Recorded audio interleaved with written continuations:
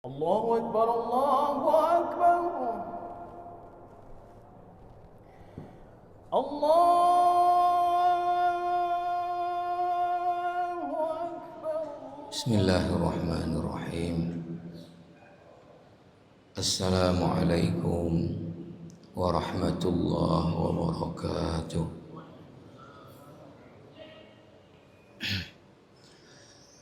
Alhamdulillahirabbil alamin.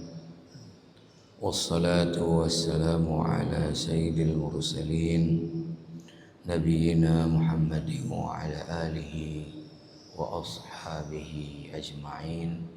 Amma ba'd. A'usikum wa iyaya nafsi bitaqwallah faqad fazal muttaqun wa khasiral fasiqun. Hadirin hadirat sidang jamaah salat subuh dimuliakan Allah. Alhamdulillah wa syukurillah, kita baru saja dapat menunaikan salat fardu subuh kita di awal waktu secara berjamaah di rumah Allah yang mulia ini. Alhamdulillah, selanjutnya kita setelah salat masih ada waktu dan kesempatan untuk kita duduk dalam majelis ilmu syariah, majelis yang disebut oleh Rasulullah sebagai taman dari taman surga di dunia, dan diminta kita untuk memanfaatkannya dengan sebaik-baiknya. Para jamaah rahimakumullah, kita sambung sedikit pembahasan kita yang kita sudah bahas pada pertemuan yang lalu. InsyaAllah setelah pertemuan ini, kedepannya kita kembali kepada kajian fikih muamalah maliyah, dan kita lanjutkan pembahasan tentang akad jual beli, aqdul buyu', dan yang sudah kita bahas dan kita juga akan bahas hari ini sesuatu juga yang terkait dengan kajian fikih muamalah maliyah, dan kita hubungkan dengan ibadah puasa yang kita jalani selama Ramadan. Yang lalu kita sudah membahas bahwa di antara hal yang kita dilatih dan berlatih selama kita menjalani ibadah puasa adalah latihan untuk bisa kita dalam hidup ini menundukkan syahwat kita mengikut kepada syariatnya Allah Subhanahu wa taala. Yang sudah kita bahas ini dicontohkan oleh puasa di dalam hal makan minum di siang hari, di mana di luar Ramadan di siang hari ini perkara mubah, tapi bila Ramadan ini dibuat aturan baru oleh Allah menjadi perkara yang tidak boleh. Maka dengan interval waktu sampai 13 jam di kita, orang yang berpuasa akan haus. Ketika itu muncul keinginan untuk minum. Kalau dia berturut dia salurkan, dia menabrak aturan Allah, bermaksiat kepada Allah. Maka dia mesti bekerja untuk kemudian menahan keinginan minum itu, tidak dia salurkan. Begitu juga dalam masalah makan.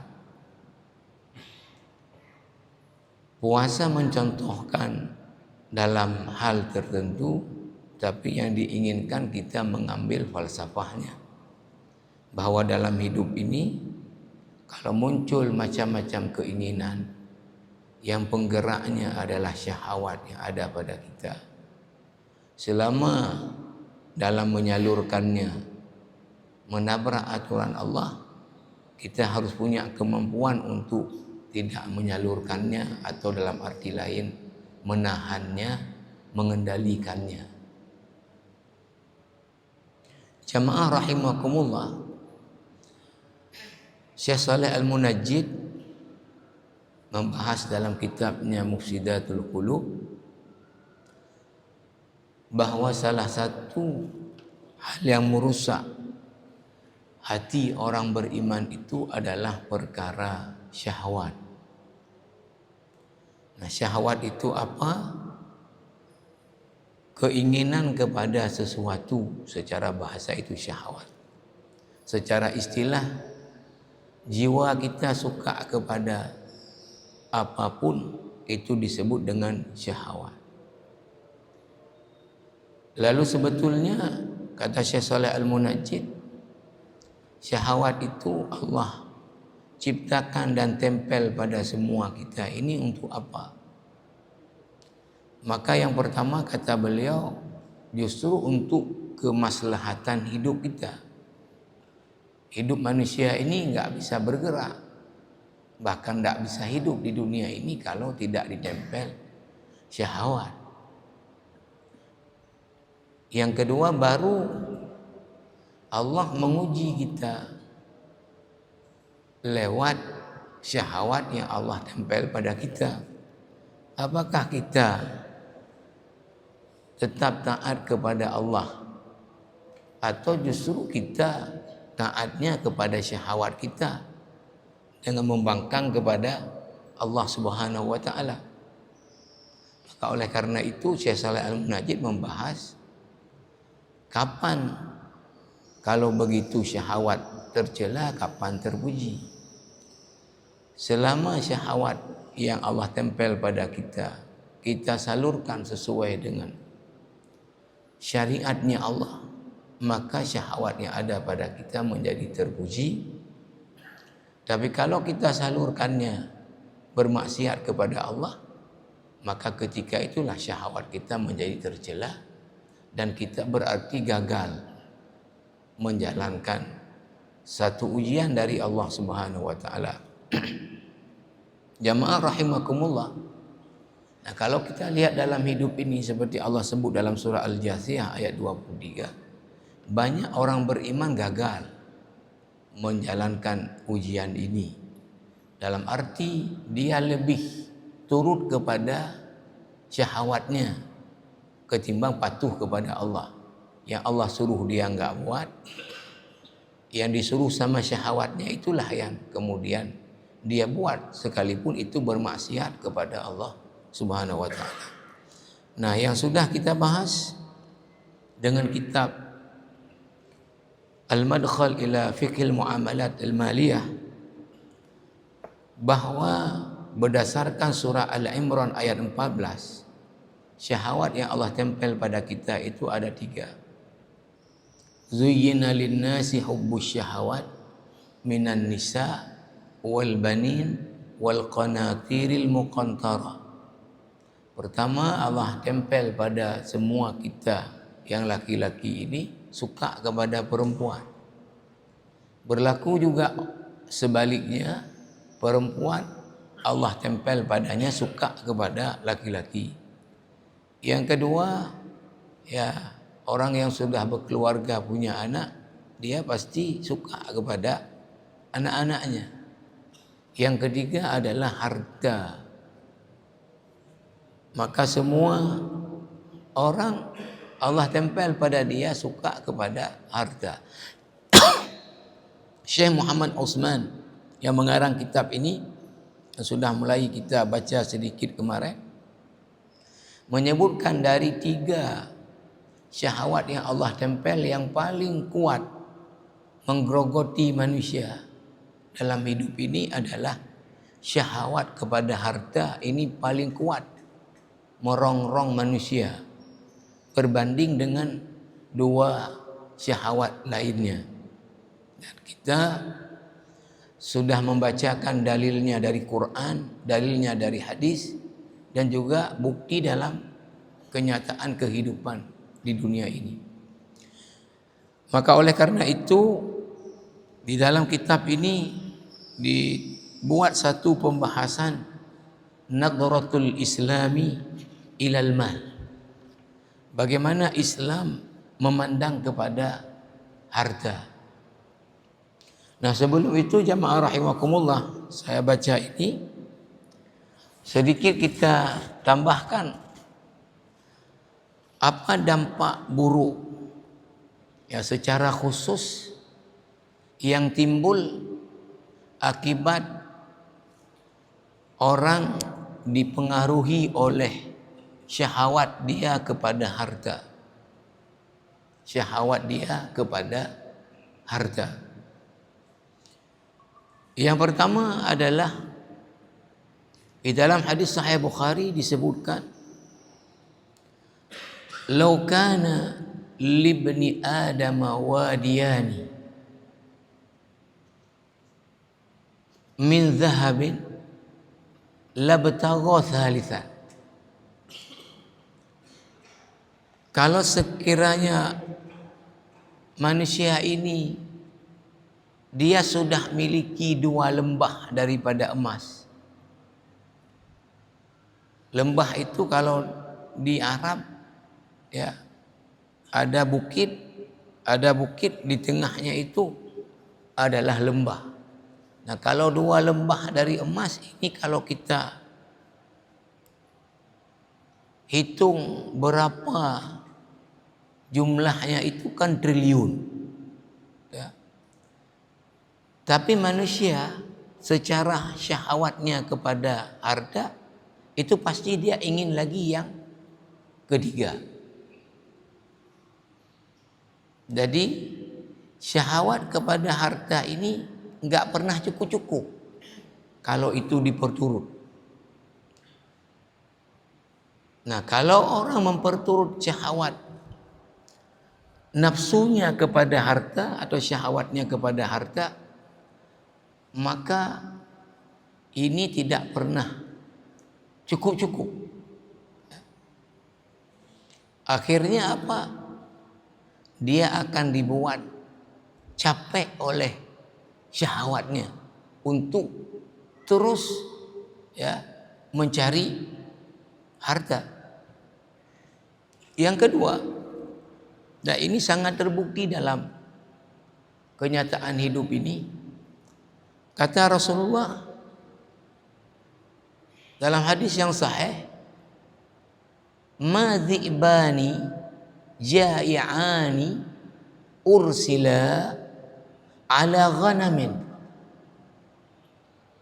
bi afsad lahu min hirsil mar'i 'ala al-mal."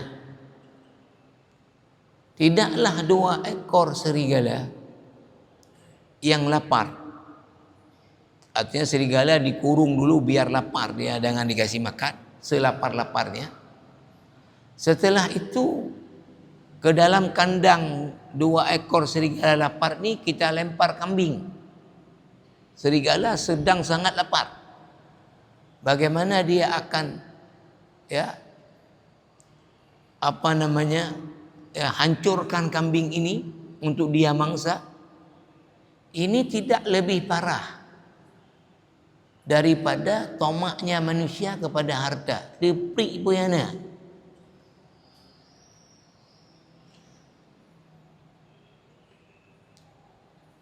Maka kalau ketomakan manusia kepada harta ini diperturut, maka semua lini kehidupan ini jadi rusak dan hancur.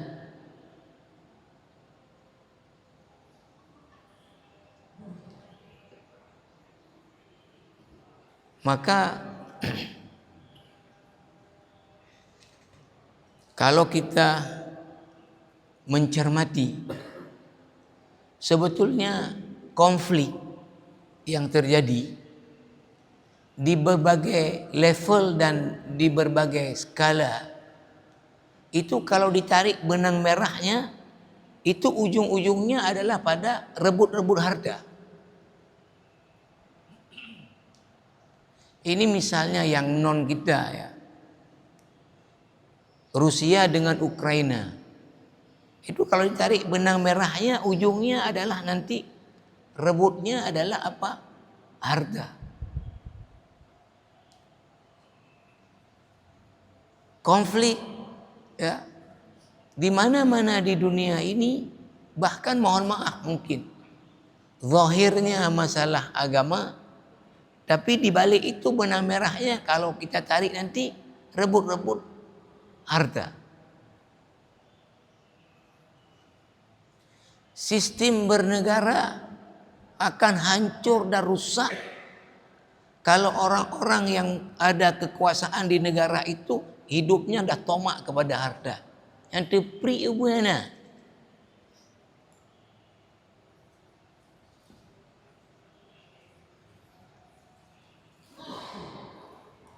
Jamaah rahimakumullah.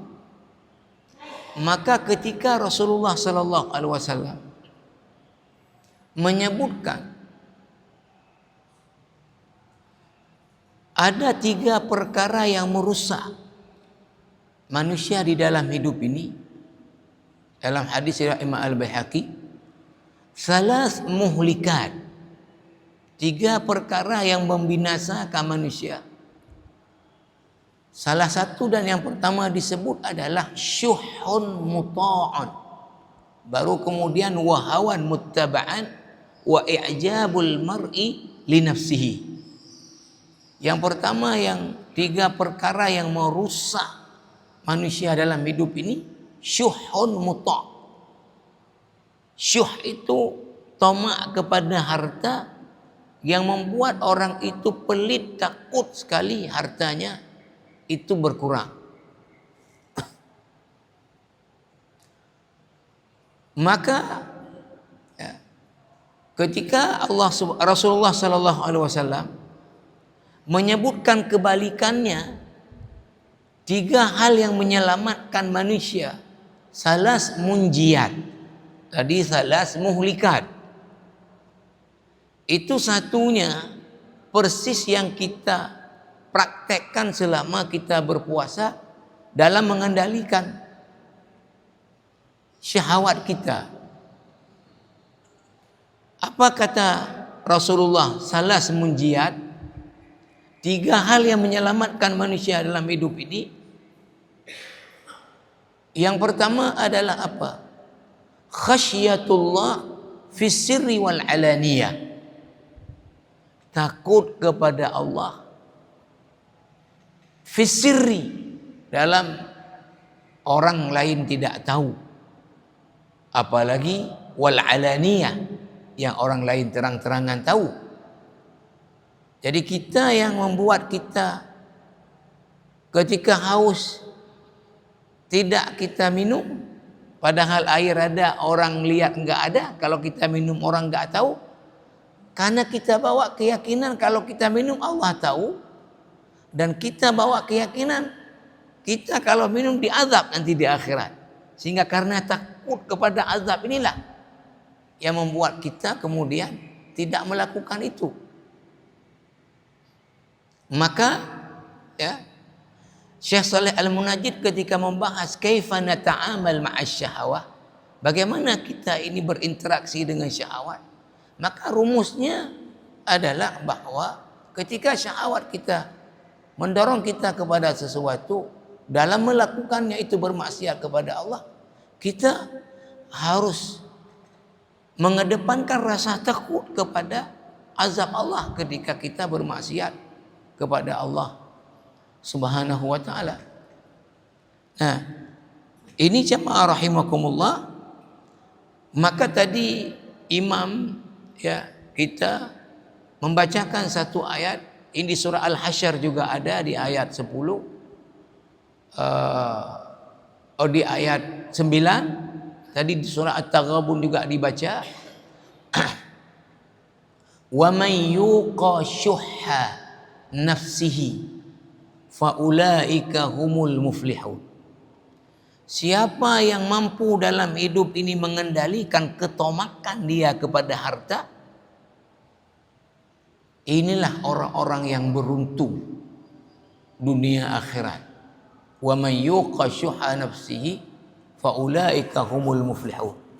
Kalau di dalam surah Al-Hasyr itu diceritakan antara bagaimana ukhuwah yang terbangun antara orang-orang Ansar dengan orang-orang Muhajirin, terutama yang digambarkan bagaimana orang-orang Ansar itu membantu orang Muhajirin yang datang ke Madinah, bahkan mereka mengutamakan kepentingan orang Muhajirin walau pada saat yang sama mereka itu punya kepentingan yang sama. Baru ayat itu ditutup wa may yuqa syuha nafsi. Artinya orang itu tidak takut kepada berkurang harta karena tidak tamak kepada harta, sehingga mudah saja memberi harta untuk membantu saudara-saudaranya. Maka Syekh Yusuf Al-Qaradawi ketika membahas tentang fikih zakat, dan di pembahasan tentang zakat fitrah yang diwajibkan bagi orang yang berpuasa untuk mengeluarkannya di akhir puasa dia. Waktu wajib fitrah itu walaupun boleh dibayar lebih duluan, kan ketika terbenam matahari di hari akhir puasa, ketika masuk malam hari raya. Apa namanya hikmah disyariatkannya bagi orang yang mengeluarkan zakat fil mu'ti? Kata Syekh Qaradawi, salah satunya adalah liya'luwal insanu 'alal maddati fayakunu sayyidan laha la 'abdan laha. Agar supaya manusia ini dia yang jadi tuan terhadap materi harta, bukan dia yang jadi budak kepada harta. Dengan dilatih dia untuk tidak pada dia itu menempel asyuh tadi. Maka para ulama tafsir, ulama fikih semua ketika mensyarah atau menafsirkan ayat khuz min amwalihim tutahhiruhum wa tuzakkihim biha wa salli alaihim inna salataka sakanun lahum, ambil hai Muhammad dari mereka itu zakat. Apa tujuan zakat disyariatkan? Tutahhiruhum wa tuzakkihim biha, untuk membersihkan diri mereka dan mensucikan diri mereka dan juga harta mereka. Kalau diri mereka disucikan dari apa? Yang utamanya dari penyakit syuh, dari penyakit tamak kepada harta yang tingkat merusaknya itu luar biasa dahsyat. Semua hancur. Kalau orang ada kekuasaan lalu dia tamak kepada harta. Maka Nabi dalam hadis Sahih Bukhari itu sampai mengatakan apa? Ta'isa abdud dinar wa abdud dirham wa abdul khamisa. Celakalah orang-orang yang abdud dinar, memperbudak diri kepada dinar, wa abdud dirham, memperbudak diri kepada dirham, abdul khamisa itu pakaian artinya secara keseluruhan celakalah orang-orang yang memperbudak diri kepada harta. Jamaah rahimakumullah, Syekh Muhammad Utsman dalam kitab ini kemudian seperti yang saya sebut tadi membahas tentang nadratul islami ilal mal. Kalau begitu bagaimana Islam memandang kepada harta agar supaya kita betul-betul bisa memposisikan harta itu secara benar. Tidak kemudian tadi jadi budak kepada harta, tapi kitalah yang tuan. Artinya kita yang ngatur dia, bukan dia yang ngatur kita. Maka yang pertama kata beliau, al-Islamu i'tabara al-mala qawam al-hayatil insaniyah wa zinataha. Yang pertama, harta dalam pandangan Islam adalah qawamul hayatil insaniyah wa zinataha. Harta adalah modal untuk manusia bisa hidup di dunia ini, bahkan agar hidup manusia ini mudah, kehidupan ini maju dan makmur, itu butuh kepada harta. Maka oleh karena itu jamaah rahimakumullah yang sudah kita bahas dulu di pengantar, di dalam Islam Orang yang tidak ada harta dalam hidup ini, kuat secara tenaga, ada pekerjaan yang halal, wajib dia bekerja. Kalau udah bicara wajib, hukum taklifi, enggak kerja dosa. Karena apa? Karena dia kalau tidak ada harta, dia butuh kepada makan. Oh, dia enggak mau makan, enggak mau minum, mati dia.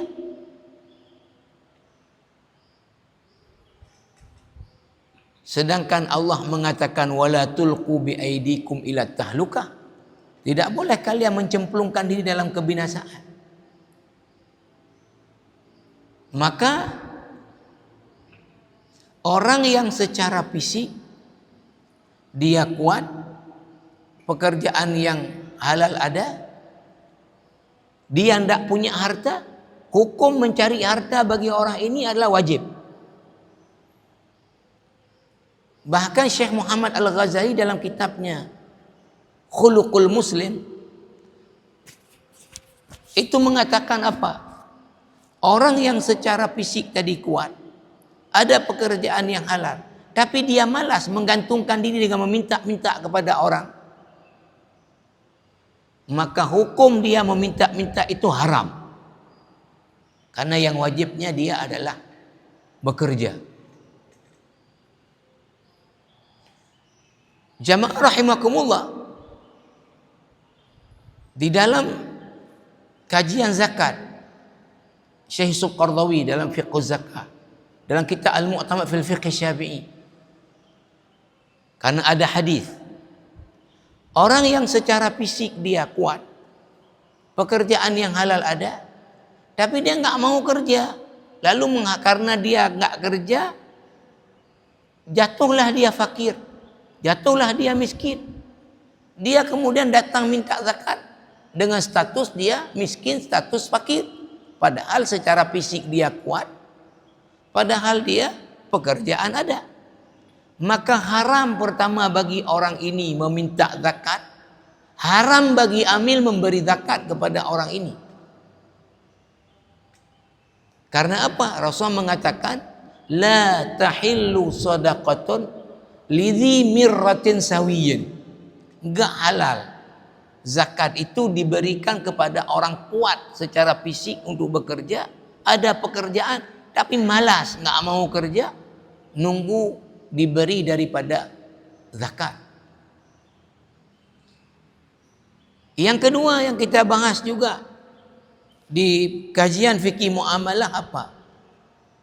Bagaimana orang yang sudah ada harta, cukup untuk dia dan orang dia nafkahi. Bagaimana dia bekerja untuk mencari harta lagi? Selama dia mencari harta dengan cara yang halal, apalagi kemudian harta yang dia punya yang lebih itu bantu orang, sunat dia untuk terus mencari harta untuk dapat hartanya itu digunakan untuk membantu orang lain. Maka dalam kitab ini disebut jamaah rahimakumullah, wal malu aslun li kathirin minal fadhaili. Harta ini kalau digunakan dengan betul, itu dia menjadi dasar untuk kita banyak sekali bisa berbuat baik dengan harta. Fihi yakunul karamu wal ihsan. Fihi yakunul karamu wal ihsan. Dengan hartalah orang itu bisa berbuat baik kepada orang-orang yang butuh untuk dibantu. Maka kalau kita lihat kepada pembahasan Allah Subhanahu wa taala ketika memuji Nabi Ayyub yang sabar terhadap ujian, jadi ujian kalau kita ikuti para rasul ini, karena Nabi mengatakan ketika ditanya ayyun nasi asyaddu bala'an, siapa Rasulullah manusia paling berat ujian dalam hidup ini? Rasulullah ketika menjawab al-anbiya, para nabi, itu yang paling berat ujiannya. Summal amsal fal amsal. Kemudian mengikut kepada tingkat iman orang. Ya, yang paling, ya, artinya di bawah Rasul dan seterusnya. Kalau kita lihat para Rasul itu umumnya yang ujiannya dihadapi adalah apa? Dalam berdakwah. Dalam berdakwah. Tapi ada Rasul yang ujiannya bukan dalam berdakwah, tapi memang terhadap hartanya, terhadap keluarganya, terhadap dirinya. Nabi Ayub, semua hartanya habis, semua anaknya habis, dirinya lagi kemudian sakit parah. Tapi ketika Nabi Ayub bersabar menerima ujian ini, pujian Allah apa kalimatnya? Ni'mal abdu innahu awwab. Ni'mal abdu innahu awwab. Alangkah indahnya, baiknya hamba ini karena dia adalah hamba yang taat. Ketika Allah memuji Nabi Sulaiman dengan kemewahan hartanya, dengan kehebatan kerajaannya, tapi tetap taat kepada Allah, juga sama, ni'mal abdu innahu awwab. Maka konsep sebetulnya kita ini kondisi apapun kita harus menjadi hamba yang taat. Jadi orang kaya yang taat. Jadi orang miskin yang taat. Jadi apa? Kerja di A, orang yang taat. Kondisi apa? Jadi orang yang taat. Cuma kalau dibahas kemudian, mana lebih baik? Orang fakir yang sabar dengan orang kaya yang dermawan. Kan dua-duanya dipuji sama tadi, ni'mal abdu innahu awwab. Rumus awal, kita dalam kondisi apapun Allah takdirkan kita mesti jadi hamba yang taat. Tapi kalau kemudian dibandingkan, mana lebih baik orang fakir sabar dengan orang kaya yang dermawan? Artinya kayanya dengan benar. Ya. Itu ada hadis zahaba ahlud dusur. Ya. Para sahabat Nabi yang miskin, yang fakir, itu pernah mengadu kepada Rasulullah. Karena apa yang mereka adukan? Mereka katakan orang-orang kaya itu, ya, lebih banyak pahala daripada kami, karena apa yang kami buat mereka bisa buat, tapi yang mereka buat kami nggak bisa buat. Artinya bantu orang tadi dengan harta kami nggak mampu.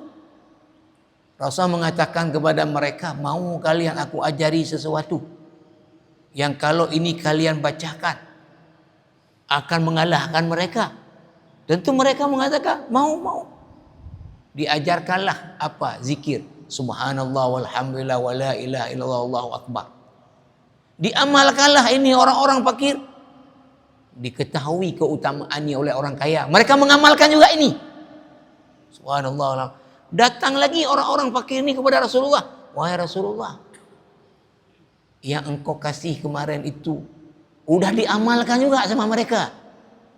Jadi sekarang udah sama kami dengan mereka, nggak ada lagi kelebihan kami.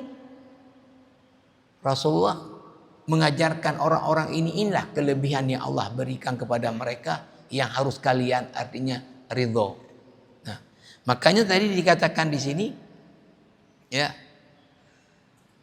bahwa dengan harta orang bisa banyak berbuat baik, ya, bisa membantu orang lain.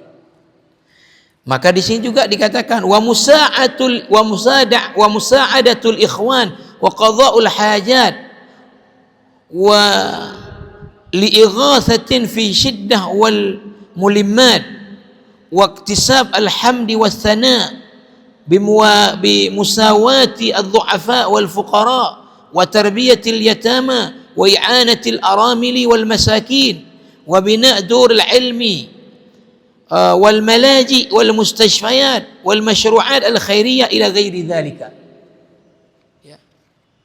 Banyak sekali kebaikan-kebaikan bisa diwujudkan dalam hidup ini kalau punya harta. Kalau punya harta.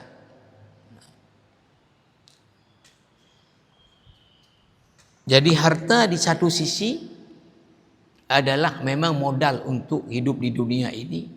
Bahkan dia adalah modal untuk kemajuan hidup di dunia ini. Bahkan modal orang bisa berbuat banyak kebaikan adalah dengan punya harta. Yang kedua, al-Islam i'tabara al-mala wasilatan wa laysa ghayatan. Nah, ini yang paling penting, yang salah orang dibalik sama orang dalam praktek. Al-Islamu i'tabara al-mala wasilatan laysa ghayah. Apa ditulis oleh beliau di sini? Innal ghayatal asasiyata lil wujudil insani fil hayati hiya al-ubudiyyatu lillahi ta'ala wa laysa jam'al mali. Harta dalam pandangan Islam ini wasilah, bukan ghayah. Artinya dia sebagai sarana, bukan tujuan utama. Sarana untuk bisa bertahan hidup, untuk mudah hidup, tapi bukan tujuan hidup. Tujuan hidup manusia Allah hadirkan ke dunia ini untuk beribadah kepada Allah. Maka diangkat dalil dalam surah Az-Zariyat ayat 56, wa ma khalaqtul jinna wal insa illa liya'budun. Maka jangan sampai ini dibalik. Tujuan hidup adalah untuk harta, sehingga seluruh waktu, pikirannya, energinya dicurahkan untuk mendapatkan harta, lupa tujuan utama Allah hadirkan dia ke dunia untuk ibadah kepada Allah Subhanahu wa taala. Bahkan kalau kita lihat nasihat Nabi kepada Abdullah ibni Umar, ya, itu apa pesan Nabi kepada beliau dalam hadis sahih? Dengan memegang bahunya, kata Rasulullah, kun fid dunya ka'annaka gharibun aw 'abiru sabilin. Jadilah kamu hidup di dunia ini seakan-akan kamu gharib. Gharib itu dalam bahasa Arab orang yang datang ke satu tempat, dia untuk berkunjung aja di situ. Dia tidak tinggal di situ karena dia penduduk di mana. Datang ke satu tempat, itu namanya gharib. Kalau kita Banda Aceh pergi ke Sabang satu hari, itu kita adalah gharib di Sabang. Ya. Bahkan au abiru sabilin, tok numpang nyebrang, numpang lewat. Maksudnya apa? Ambillah untuk dunia ini, ya, secukup, ya, hidup di dunia ini. Beda. Kalau kita tanya misalnya orang ke Sabang satu hari, adakah dia, ya, bawa semua hartanya, yang ngujak tabang 5 euro tabang yang tinggal kan? Rumah ini publo, motor ini publo, peng bawa tabang tu. Lalu kemudian kita tanya, dan kan publo mau mujak tabang pada euro, 5 euro dia tabang. Madakah hana tinggal tabang dan uang kena hukum?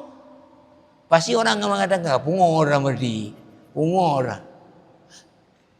Seharusnya berapa banyak uang dia bawa ke Sabang? Secukup 5 hari di Sabang. Nah, maka menarik juga cara pikir. Ada orang pernah datang ke rumah Abu Dzar Al-Ghifari. Dilihat enggak ada perabot apa-apa, enggak ada apa-apa. Jadi tengok sana sini dalam rumahnya enggak ada apa-apa. Lalu orang ini mengatakan kepada Abu Dzar, wahai Abu Dzar, kenapa anda tidak punya apa-apa ini di rumah ini? Kata Abu Dzar apa? Ya, saya tinggal di dunia ini sebentar. Ya, maka saya pindahkan barang-barang saya, ya, untuk kehidupan selanjutnya. Ya, artinya apa? Hartanya itu diinfakkan. Biar itu jadi harta yang kekal nanti. Lalu Abu Dzar pakai logika fikir ketika dikomplain sama orang, "Hei Abu Dzar, kalau di dunia kan namanya dunia kan perlu kita, ya, kepada perabot, perlu kepada ini." Abu Dzar tanya lagi ke orang ini, "Apa pendapat kamu kalau orang punya 2 rumah? Satu rumah lama, satu rumah baru. Dia mau pindah dari rumah lama ke rumah baru. Adakah barang di rumah lama dia tinggalin di rumah lama? Dia nggak pakai lagi rumah itu? Atau dia pindah semua itu ke rumah baru?" Jawabannya kalau pakai logika pastilah rumah lama nggak pakai lagi. Barang-barang yang berharga di rumah lama dipindahkan ke rumah baru. Artinya apa? Dunia ini mau kita tinggalkan. Dan kemudian kita ke akhirat. Kalau kita orang yang cerdas cara berpikirnya kan yang berharga di dunia ini kan kita pindahkan karena kita mau pindah ke rumah baru, ke akhirat. Kita infakkan. Nah, maka jamaah rahimakumullah, Syekh Muhammad Utsman menulis, "Wa mal malu illa wasilatun litilkal ghayati wa laysa ghayah fi haddi dzatihi." Maka hendaknya dijadikan harta justru untuk tujuan beribadah kepada Allah. Berarti apa? Mencarinya secara yang diridhoi oleh Allah, menggunakannya dalam hal yang diridhoi oleh Allah. Maka kata beliau, "Fala yajma'ul mala li ajlil mal was surur bi ru'yatihi wan nazar ilaihi." Maka jangan sampai orang kemudian mengumpulkan harta memang untuk tujuan biar banyak harta, senang dengan banyak harta, senang dengan melihat harta, bihaitsu yu'tihi kulla waqtihi wa yusrif ilaihi kulla ihtimamatihi wa tafkirihi wa yaj'aluhu hadafan strategian. Akhirnya seluruh energinya, seluruh waktunya itu akhirnya digunakan untuk mengumpulkan harta.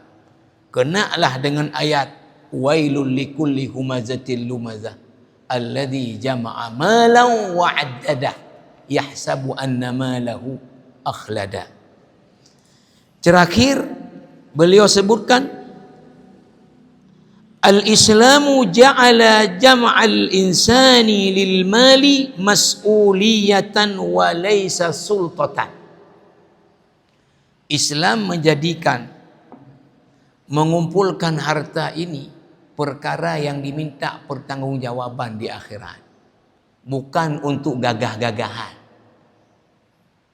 Maka beliau mengatakan di sini, "Kana an-nasu fil jahiliyyati yajma'una al-mala wath-tharwata likai yuthiqu ma'ani as-sultati wa madhahiriha fi aydihim. ولهذا ظل الأغنياء يمارسون ألوان الاستغلال مع الفقراء ليبقوا في معزل عن المال ويبقى المال متداولا بين الأغنياء." Orang di zaman jahiliyah dulu mengumpulkan harta untuk maksud apa? Untuk maksud berkuasa atas orang-orang miskin, atas orang-orang fakir. Sehingga harta tetap itu di tangan mereka. Mereka bisa membuat macam perlakuan yang menindas terhadap orang-orang fakir. Ini kata Syekh Muhammad Utsman ini, dan dikutip kemudian pendapat Sokrates, ya, bahwa orang-orang kaya dulu daripada membantu orang miskin lebih baik hartanya dibuang ke laut. Ada begitulah, agar supaya yang kaya itu tetap mereka-mereka aja, sehingga orang bawah ini nggak naik dia tingkatnya. Dengan mudah mereka kemudian apa? Menindas orang-orang ini. Saya pikir ya praktek seperti ini sampai sekarang masih berjalan, walaupun sekarang bentuknya udah modern. Orang sekarang kalau mau kekuasaan kan mesti jalannya dengan apa? Harta. Ya, untuk apa kemudian sogok nanti ketika pilkada, ketika pilek. Nah, sekarang kumpulin nanti sogok. Ya. Jadi apa namanya? Keharta dijadikan alat untuk mendapatkan kekuasaan. Dengan kekuasaan itu kemudian mereka ya semena-mena nanti, ya. Kalau di kita dengan anggaran publik jadi semena-mena. Akhirnya orang-orang yang miskin ini agak-agaknya aja. Ya, karena ya tu awak-awaknya ujung putar apa yang bawanya aju. Ya ditambang ilegal, di macam-macam itu kan kalau mungkin orang-orang yang paham ngeri. Ya, bagaimana permainannya, bagaimana uang itu berputar di antara mereka, bagaimana itu tidak mengalir seharusnya yang mengalir kepada orang fakir miskin. Ya. Maka jamaah rahimakumullah, ketika Islam datang, wa qad ja'al islamu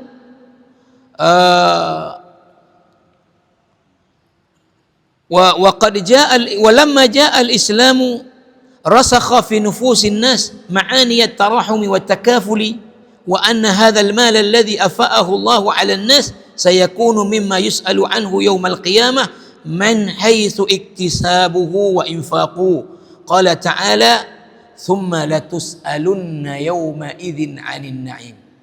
Dan juga diangkat hadis riwayat Imam At-Tirmidzi, la tazulu qadama 'abdin yaumal qiyamah. Seseorang enggak bisa bergerak nanti di hari akhirat kecuali dipertanyakan dulu 4 perkara. 4 itu satu yang akan ditanya dari 2 sisi, yang lain dari 1 sisi aja. Apa? Harta. Apa yang ditanya pertama? Min ainak tasabahu. Kayak mana cara dapatnya? Yang pani yang tepuk ke tempuhan. Yang pani ke cauan. Itu akan dipertanyakan dari mana cara mendapatkannya. Yang kedua akan dipertanyakan fima anfaqa, dibelanjakan untuk apa. Bahkan tadi summa latus'alunna yauma idzin 'anin na'im, nikmat-nikmat yang kita nikmati, yang kita miliki ini dipersoalkan nanti di hari akhirat. Yang metoan pane peng, yang rumah hubenan apa ni, yang toko tu apa ni, si bergaya, si jelaskan. Ya, kalau dalam bahasa ini namanya pembuktian terbalik. Ya, gaji roh padung, pendapatan lain padung, yang pani ya, si bergaya. Ya, jadi ini perkara yang akan dipersoalkan. Artinya bahwa ya bagaimana kita tadi di rumus yang kedua menjadikan harta untuk ya beribadah kepada Allah Subhanahu wa taala. Bukan tujuan hidup kita mengumpulkan harta, tapi tujuan hidup kita adalah untuk beribadah kepada Allah. Harta hanya sebagai sarana untuk bisa bertahan hidup dan menjadi hidup kita ini mudah. Maka ini perkara yang akan dipersoalkan nanti, dari mana kita mendapatkannya, bagaimana menginfakkannya. InsyaAllah ke depan kita kembali lagi kepada melanjutkan pembahasan tentang babul buyu' atau kitabul buyu'. Mudah-mudahan ada manfaatnya. Subhanakallah bihamdika asyhadu an la ilaha illa anta astaghfiruka wa atubu ilaik. Assalamualaikum warahmatullahi wabarakatuh. ربنا اغفر لنا ذنوبنا ولوالدينا وارحمهم كما ربونا صغارا ولجميع المسلمين والمسلمات والمؤمنين والمؤمنات الأحياء منهم والأموات برحمتك يا أرحم الراحمين.